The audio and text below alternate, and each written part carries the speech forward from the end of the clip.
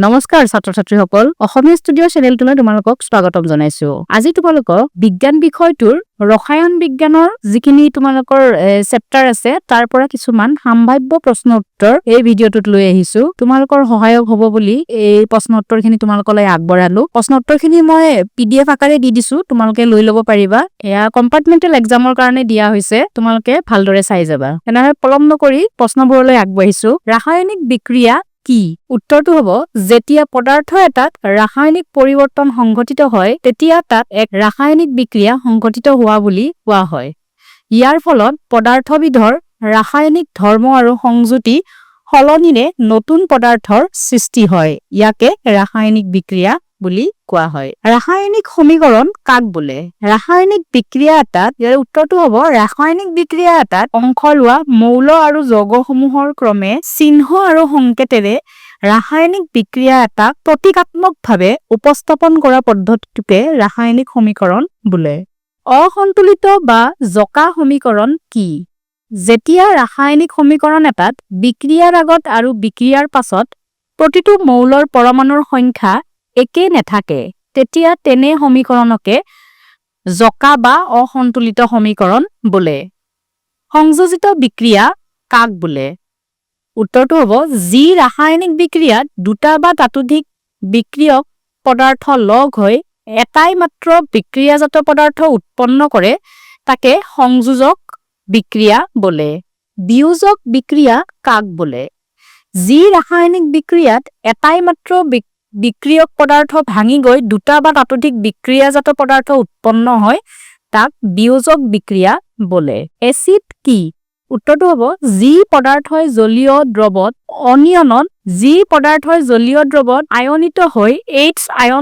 আয়ন মুক্ত কৰে সেইবিলাকক এচিড বোলে ক্ষাৰক কাক বোলে যিবিলাক পদাৰ্থই জলীয় দ্ৰৱত আয়নিত হৈ OH আয়ন মুক্ত কৰে সেইবিলাকক ক্ষাৰক বোলে সূচক কি যিবিলাক পদাৰ্থই আম্লিক আৰু ক্ষাৰকীয় মাধ্যমত ৰঙৰ পৰিৱৰ্তন কৰি এচিড আৰু ক্ষাৰকৰ চিনাক্তকৰণত সহায় কৰে কিহতক অম্ল ক্ষাৰক সূচক বা সূচক বোলে দুবিধ প্ৰাকৃতিক সূচকৰ উদাহৰণ দিয়া উত্তৰটো হ'ব লিটমাছ আৰু হালধি দুবিধ সংশ্লেষিক সূচকৰ নাম লিখা মিথাইল অৰেঞ্জ ফিনলেফটিন দৈ আৰু টেঙা খাদ্যবস্তু পিতলৰ আৰু তামৰ পাত্ৰত থোৱা নহয় কিয় দৈ আৰু টেঙা খাদ্যবস্তুত এচিড থাকে এই বস্তুবোৰ পিতল আৰু তামৰ পাত্ৰত ৰাখিলে পাত্ৰৰ লগত ৰাসায়নিক বিক্ৰিয়া ঘটে আৰু বিষাক্ত যৌগ গঠন কৰে সেই কাৰণে পিতল আৰু তামৰ পাত্ৰত দৈ আৰু টেঙা খাদ্যবস্তু ৰাখিব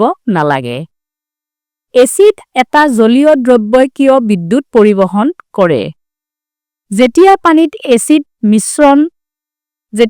এচিড মিশ্ৰিত কৰা হয় তেতিয়া দ্ৰৱটো আয়নিত হয় আৰু এই মুক্ত আয়ন থকাৰ বাবে প্ৰবণৰ মাজেৰে বিদ্যুৎ প্ৰবাহিত হয় ধাতুৰ ঘাত সহনশীলতা কি ধাতুসমূহৰ হাতুৰিৰে পিটি পাতল চেপেটা পাতৰ আকৃতি দিব পাৰি এই ধৰ্মক ধাতুৰ ঘাত সহনশীলতা বুলি বোলে ধাতুৰ ঘাত সহনীয়তা কি ধাতুসমূহক হাতুৰিৰে পিটি পাতল চেপেটা পাতৰ আকৃতি দিব পাৰি এই ধৰ্মক ধাতুৰ ঘাত সহনীয়তা বোলে ধাতুৰ নমনীয়তা কাক বোলে ধাতুসমূহক টানি সূক্ষ্ম তাৰৰ আকৃতি দিব পাৰি এই ধৰ্মক ধাতুৰ নমনীয়তা বোলে ধাতুৰ কোন দুটা গুণৰ বাবে আমি সিহঁতক আমাৰ প্ৰয়োজন অনুসৰি বিভিন্ন আকৃতি দিব পাৰো ধাতুৰ ঘাত সহনীয়তা আৰু নমনীয়তাৰ বাবে আমি যিকোনো আকৃতি দিব পাৰো আটাইতকৈ ঘাত সহনশীল দুটা ধাতুৰ নাম লিখা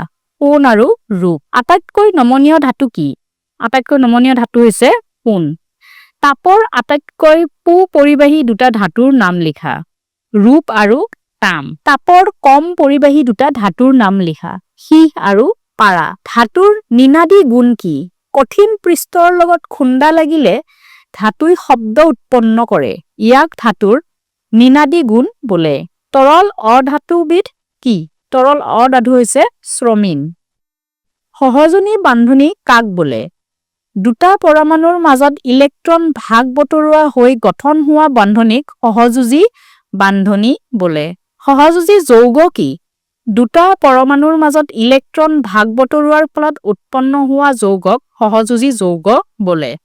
সহযোজী যৌগৰ গলনাংক আৰু উতলাংকৰ নিম্ন কিয়? কাৰণ সহযোগী যৌগৰ অণুবিলাকৰ মাজৰ আন্তঃপাৰমাণৱিক বল নিচেই কম। সেয়েহে কম পৰিমাণৰ তাপশক্তি প্ৰয়োগ কৰিলেই অণুৰ মাজৰ এক বল অতিক্ৰম কৰিব পাৰি। সহযোগী যৌগবোৰ বিদ্যুতৰ অপৰিবাহী কিয়? কাৰণ সহযোগী যৌগসমূহ পৰমাণুৰ মাজত ইলেক্ট্ৰন ভাগ বতৰুৱাৰ দ্বাৰা সৃষ্টি হয়। সেয়েহে এনে যৌগত আয়ন বা কোনো আহিত কণিকা নাথাকে, যাৰ ফলত ইহঁত বিদ্যুতৰ অপৰিবাহী হয়। কেটিনেশ্যন কি? কাৰ্বনে আমাৰ কাৰ্বন পৰমাণুৰ লগত বান্ধনি গঠন কৰি দীঘল শৃংখলেৰে বৃহৎ আকাৰৰ অণু গঠন কৰিব পাৰে। এই ধৰ্মটোক কেটিনেশ্যন বোলে। কাৰ্বন যৌগবোৰৰ কুষ্ঠিৰ কিয়? কাৰ্বনে আন কাৰ্বন পৰমাণুৰ বা বেলেগ মৌলৰ পৰমাণুৰ লগত দৃঢ় বান্ধনি গঠন কৰে, যাৰ বাবে কাৰ্বনৰ যৌগবোৰ অতিকৈ কুষ্ঠিৰ হয়। কাৰ্বনে দৃঢ় বান্ধনি গঠন কৰাৰ এটা কাৰণ হ'ল ইয়াৰ ক্ষুদ্ৰ আকাৰ, যাৰ ফলত পৰমাণু গৰ্ভত থকা প্ৰটনবিলাকে ভাগ বতৰুৱা কৰা ইলেক্ট্ৰনৰ যৌগবোৰক আকৰ্ষণ কৰি ধৰি ৰাখিব পাৰে। সংপৃক্ত কাৰ্বন যৌগবোৰ কি? যিবিলাক কাৰ্বন যৌগত কাৰ্বন পৰমাণুবোৰৰ মাজত কেৱল এক বান্ধনি থাকে, তেনে যৌগক সংপৃক্ত কাৰ্বন যৌগ বোলে, যেনে ইথেন, প্ৰপেন ইত্যাদি। অসংপৃক্ত কাৰ্বন যৌগবোৰ কি? যিবিলাক কাৰ্বন যৌগত কাৰ্বন পৰমাণুবোৰৰ মাজত অন্তত এডাল দ্বি বান্ধনি বা ত্ৰিবান্ধনি থাকে, তেনে যৌগক অসংপৃক্ত কাৰ্বন যৌগ বোলে। গঠন সমযোজী যৌগ কাক বোলে? যিবিলাক যৌগৰ আণৱিক সংকেত একে কিন্তু গঠন সংকেত বেলেগ বেলেগ হয়, তেনে যৌগক গঠন সমযোজী যৌগ বোলে। মৌলসমূহৰ শ্ৰেণীবিভাজন কৰাৰ প্ৰয়োজনীয়তা কি? বৰ্তমানে আমি 118টা মৌলৰ বিষয়ে জানো। এই বৃহৎ সংখ্যক মৌলৰ প্ৰতিটোকে ব্যক্তিগতভাৱে অধ্যয়ন কৰাটো কষ্টসাধ্য। ইয়াৰ সলনি ধৰ্মৰ সাদৃশ্যৰ ওপৰত ভিত্তি কৰি মৌলসমূহক কিছুমান গোষ্ঠীত বিভক্ত কৰিলে এই গোষ্ঠীসমূহৰ অধ্যয়নৰ দ্বাৰা মৌলসমূহক জানিবলৈ বেছি সহজসাধ্য হয়। এইবাবে মৌলসমূহৰ শ্ৰেণীবিভাজন কৰাটো প্ৰয়োজনীয়। ড বাৰেইনাৰ ট্ৰায়াড কি? জাৰ্মান ৰসায়নবিদ ড বাৰেইনাই এক ধৰ্মবিশিষ্ট মৌলবোৰক একোটা গোটত সজাবলৈ যত্ন কৰিছিল।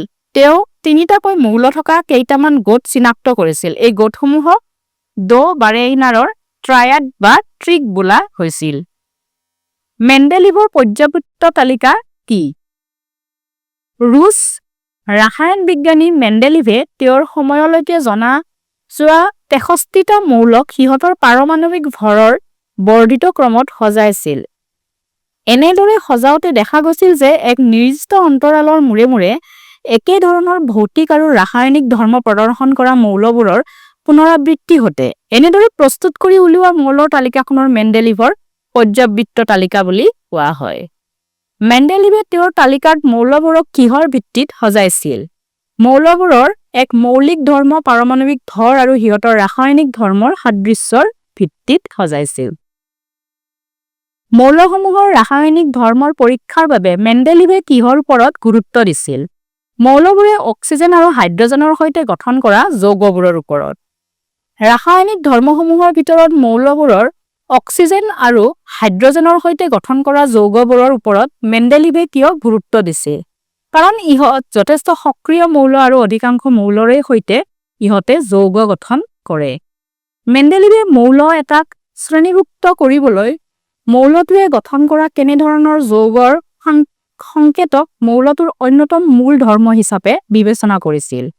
মৌলটোৱে গঠন কৰা হাইড্ৰেট আৰু অক্সাইডসমূহৰ সংকেতক। পৰ্যাবৃত্ত তালিকাৰ কোনো এটা পৰ্যায়ৰ বাওঁফালৰ পৰা সোঁফাললৈ গৈ থাকিলে ইয়াৰ মৌলসমূহৰ যোজ্যতা কিদৰে সলনি হয়? পৰ্যাবৃত্ত তালিকাত কোনো এটা পৰ্যায়ৰ বাওঁফালৰ পৰা সোঁফাললৈ গৈ থাকিলে ইয়াৰ মৌলসমূহৰ যোজ্যতা প্ৰথমে বাঢ়ে আৰু পাছত কমে। প্ৰথম পৰ্যায়ৰ মৌল দুটাৰ নাম লিখা।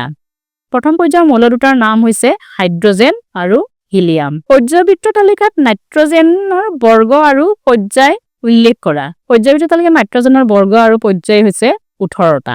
ছাত্ৰ-ছাত্ৰীসকল, তোমালোকলৈ মই কপমাৰ্পেট্টেল পৰীক্ষাৰ বাবে এইকেইটা প্ৰশ্ন উত্তৰ ৰসায়ন বিজ্ঞানৰ পৰা আগবঢ়াইছো। তোমালোকে প্ৰশ্ন উত্তৰখিনি ভালদৰে চাই যাবা।